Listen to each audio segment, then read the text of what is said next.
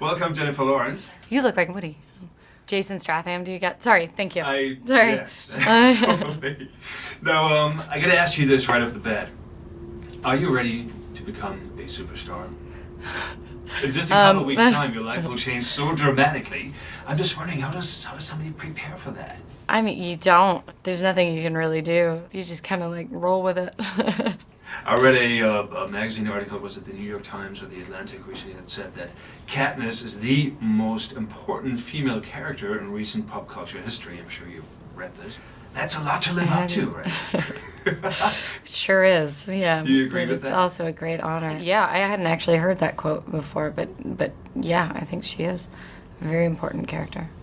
I feel there's quite a few similarities between Winter's Bone and Katniss. Do you see that as well? Yes. The fierceness, the strength. Yeah, the love for the woods. Yeah.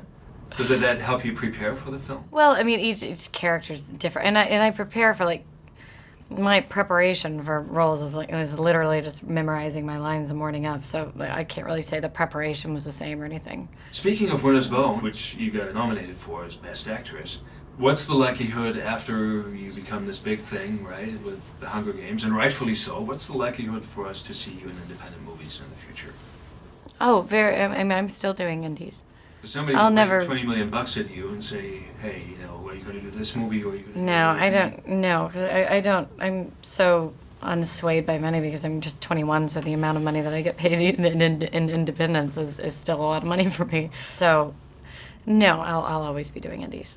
How annoying is it to constantly hear the comparison between Twilight and the Hunger Games, which after seeing it I find doesn't even have that much to do with each other? No, the stories aren't comparable. I don't think anybody ever tries to compare the stories because there's nothing to compare. They're completely different. I think the structure of them, you know, they're young adult novels, they're bestsellers, then they become a franchise, and 3 actors, a lead female, like, and those things, we definitely have them in common, so the comparisons is totally understandable.